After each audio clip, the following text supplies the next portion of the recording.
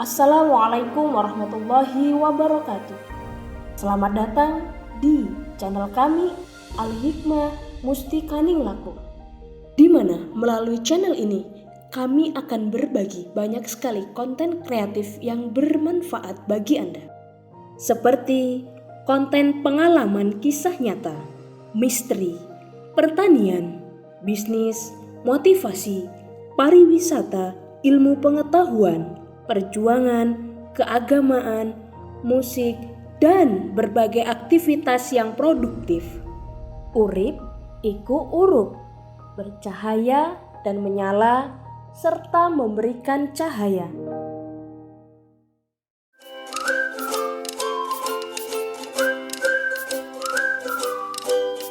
Assalamualaikum warahmatullahi wabarakatuh, sahabat Al-Hikmah Mustikaning Laku dimanapun kalian berada. Selamat datang di channel kami bersama aku Alfania dalam segmen Al-Hikmah Menjawab. Nah, tentunya hari ini aku nggak sendirian teman-teman, karena aku ditemani dengan narasumber kita yang luar biasa ya. Beliau ini adalah seorang dosen di salah satu perguruan tinggi negeri di Provinsi Lampung. Pasti teman-teman penasaran kan? Oke, yuk kita sambut dulu narasumber kita. Assalamualaikum Mbak Zuhrofiatun Najah. Waalaikumsalam warahmatullahi wabarakatuh, Mbak Nia yang cantik dan baik hati. Wah, akhirnya ada yang muji aku teman-teman. Aku senang, sumpah senang. Iya dong. Apa kabar nih Mbak Zuro? Alhamdulillah kabar baik, Mbak Nia. Seperti cuaca kita pada siang hari ini ya, cerah sekali, luar cerah. biasa. Matahari biasa. tersenyum, bercahaya. Seperti itu, seperti motonya Al-Hikmah itu. Betul, apa tuh Mbak? Berkarya, bercahaya, dan tentunya harus berjaya. Oke. Baik. Sekarang ini kesibukannya Mbak Zuro apa sih? Soalnya teman-teman di rumah pasti pada penasaran banget kesibukan dari narasumber kita yang luar biasa ini, Mbak Zuro. Ya, terima kasih Mbak Nia dan kawan-kawan sekalian yang lainnya yang ada di rumah. Alhamdulillah saya adalah seorang dosen di Fakultas Tarbiyah dan Keguruan di kampus UIN Radinat Intan Lampung, tepatnya di Sukarame ya Mbak Nia ya. Betul. Seperti itu. Nah, begitulah teman-teman kurang lebih kesibukan dari narasumber kita pada hari ini. Itu cuma salah satu dari sekian kesibukan beliau loh ya. Oke, lanjut ya sahabat Al-Hikmah. Di kesempatan kali ini kita akan membahas seri fikih muamalah tentang gimana sih adab hutang piutang. Nah, teman-teman ini pasti excited banget nih ketika dengar bahasan ini.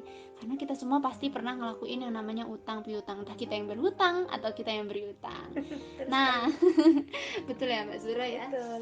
Oke, nah bagaimana tuh selengkapnya? Makanya teman-teman stay tune terus ya di segmen Al-Hikmah Menjawab. Sahabat Al-Hikmah yang dirahmati oleh Allah, hutang piutang itu kan suatu kegiatan yang hampir semua manusia pernah ngelakuin hal itu, baik untuk menuhin kebutuhan sehari-hari atau untuk tambahan modal untuk mengembangkan usaha kita. Nah, teman-teman juga pasti sudah banyak kan yang mencoba untuk membuka usaha. Nah, mungkin kadang kita ada kekurangan modal, nah akhirnya kita salah satu alternatifnya adalah hutang piutang. Sebenarnya di dalam literatur fikih utang piutang ini sudah punya suatu istilah yang biasa disebut dengan Al-Qarad, yang dia itu ada dasar hukumnya dalam Al-Quran, jelas ya tercantum dalam Quran surah Al-Baqarah ayat 245 ya Mbak Zura ya.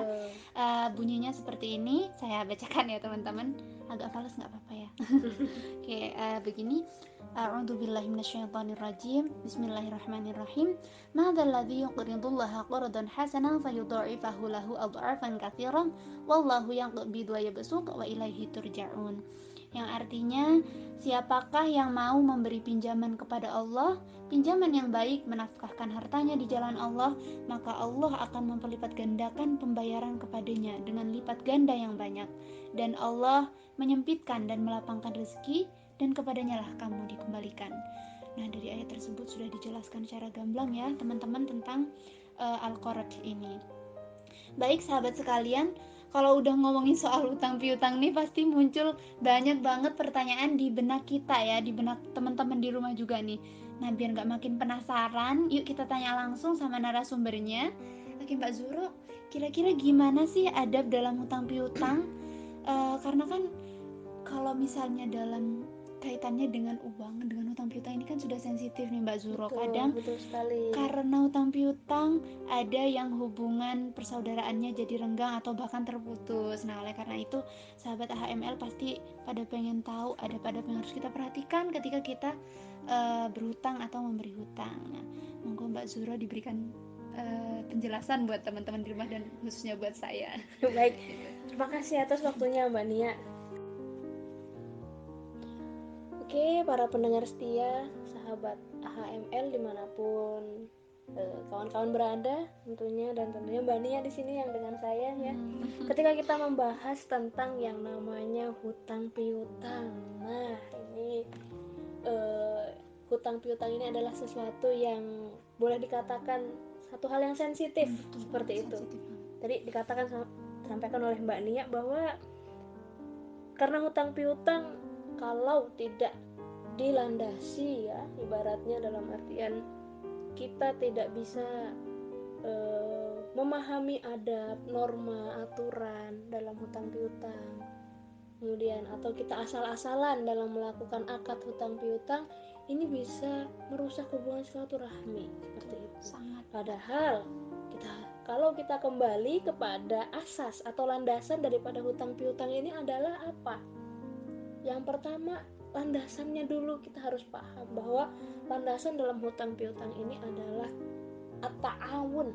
Dalam Islam, dalam bahasa Arab yaitu at-ta'awun atau tolong menolong. Catat seperti ya itu. teman-teman, tolong menolong. Tolong menolong. Jadi jangan sampai ya, niat kita untuk saling tolong menolong, kemudian ada sesuatu hal yang mungkin dari salah satu pihak, misalnya nih saya dan Mbak Nia, kita melakukan akad hutang piutang.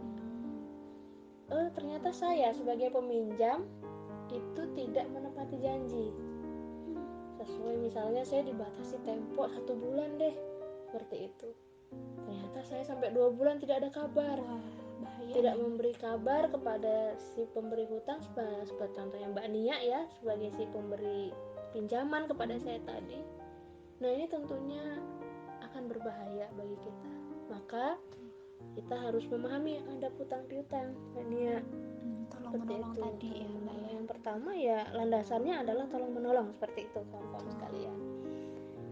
Baik, di sini akan kita ulas ya satu persatu terkait dengan adab hutang piutang. Para sahabat pendengar setia channel AHML yang dirahmati Allah, adab dalam hutang piutang yang pertama adalah apabila ada saudara yang membutuhkan, sangat membutuhkan, dan ia ibaratnya dalam keadaan yang sangat terdesak, maka kita harus bersegera untuk membantu. Tadi seperti yang saya sampaikan, sebagaimana firman Allah dalam Quran surat Al-Maidah ayat 2, wa ta'awanu 'alal birri wat taqwa wa la ta'awanu 'alal ismi wal udwan. Jadi dasar al-qarat atau hutang piutang ini adalah saling tolong menolong dan kasih sayang, ta'awun seperti itu ya, terhadap sesama manusia yang membutuhkan, seperti itu Mbak Nia. Memberikan pinjaman ya kan, ketika kita memberikan pinjaman ini jika niatnya baik, maka ini akan menjadi sesuatu yang baik, akan menjadi perbuatan yang baik yang dapat menanggulangi atau dapat ibaratnya membantu memberikan solusi atas kesulitan yang dialami oleh teman kita, saudara kita, tetangga kita yang betul-betul sedang membutuhkan bantuan. Sebagaimana hadis berikut ini ya, An Anasin ibnu Malik qala Rasulullah sallallahu alaihi wasallam, ra'aitu lailata usra bi ala babil jannah maktuban as-sadaqah bi asri amsalihha wal qardu bi thamaniyati asyara faqultu ya Jibril ma balul qardi afdalu min as-sadaqah qala li anna as-sa'ila yas'alu wa indahu wal mustaqridu la yastaqridu illa min hajatin. Itu jelas di situ. Al-Qarat Anas bin Malik berkata bahwa Rasulullah Shallallahu Alaihi Wasallam bersabda, aku melihat pada malam diisrakan pada pintu surga tertulis sedekah dibalas 10 kali lipat dan qarat 18 kali. Aku bertanya, wahai Jibril, mengapa qarat lebih utama dari sedekah? Kemudian ia menjawab, karena peminta meminta sesuatu padahal ia punya. Sedangkan yang meminjam tidak akan meminjam kecuali karena keperluan. Diriwayatkan oleh Ibnu Majah.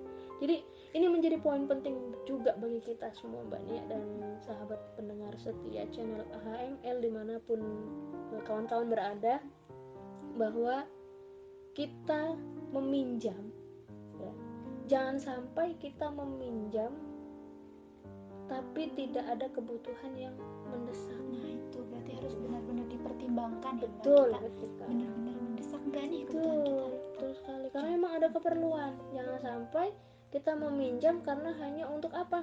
Misalnya kita ingin membeli sesuatu yang ibaratnya, mohon maaf ini bisa dikatakan hanya keinginan seperti itu, hanya keinginan, kemudian kita membela-belakan diri untuk meminjam. Wah ini berbahaya karena tadi niatnya, kembali kepada niat seperti itu Mbak Nia. Berarti benar-benar tidak boleh kalau hanya sekedar misalnya kita ingin apa terus udah deh hutang aja gitu. Nanti itu yang tidak boleh gitu. Itu yang tidak boleh, itu akan menciderai, dalam artian itu akan menyakiti hati si pemberi pinjaman tadi seperti itu ya. Jadi kita harus juga hati-hati sebagai peminjam ya kita lihat dulu urgensitas atau kebutuhan ya, apakah itu benar-benar mendesak. Misalnya nih saudara kita sedang sakit dan dia betul-betul membutuhkan pinjaman ya, dia betul-betul membutuhkan pinjaman karena kalau tidak kita tolong dia tidak bisa operasi misalnya, atau misalnya dia membutuhkan biaya untuk berobat ya, ini keadaan yang sangat mendesak. Maka tentunya kita sebagai yang punya atau yang ibaratnya dalam istilah sekarang kalau disambati ibaratnya seperti itu ya, kita harus mengulurkan tangan, harus bersegera untuk memberikan pertolongan. Dan jangan kalau emang betul-betul sudah dalam keadaan mendesak, jangan sampai kita mengulur-ulur, dalam artian kita menghambat untuk memberikan pinjaman kepada orang yang betul-betul membutuhkan seperti itu Mbak Nia. Jangan sampai kita menghambat begitu ya Mbak Zuro ya. Nah jadi gitu ya teman-teman Al-Hikmah semuanya, ingat kalau dalam hutang piutang ada orang yang membutuhkan, sangat mendesak, terus sambat sama kita kayak kata Mbak Zuro tadi, maka kita kalau kita punya maka kita harus bersegera untuk membantunya. Nah kemudian adab yang kedua nih Mbak Zuro, teman-teman udah nunggu nih Mbak. Nah kira-kira apa Mbak adab selanjutnya yang harus kita perhatikan? Baik, adab yang kedua ya. Adab yang kedua tadi lanjutan dari yang pertama ya, adalah nggak boleh nih ada tambahan seperti embel-embel lah bahasanya kalau zaman sekarang ini ya, tidak boleh dipersyaratkan ada tambahan di dalam transaksi hutang piutang.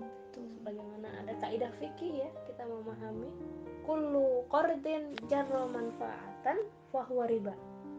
Setiap utang piutang yang mendatangkan manfaat bagi yang berpiutang atau al-muqrid adalah riba. Teman-teman. Jadi kita tidak boleh ketika kita memberikan pinjaman, misal saya meminjamkan sejumlah dana ke Mbak Nia misalnya nih ya, Mbak Nia butuh pinjaman dan meminjam ke saya. Saya peminjam nih ya Mbak ya. Betul, Mbak Nia meminjam dalam hal ini, dalam konteks ini, kemudian saya memberikan pinjaman dengan sejumlah uang misalnya 1 juta rupiah. Berapa bulan Mbak Nia sanggup mengembalikan kepada saya? Misalnya 3 bulan. Baik, 3 bulan. Mbak Nia, karena Mbak Nia 3 bulan, maka ada tambahan 10% per bulannya. Seperti itu. Nah, ini tidak boleh. Nggak boleh Mbak, walaupun hanya sekecil apapun nih. Tidak boleh.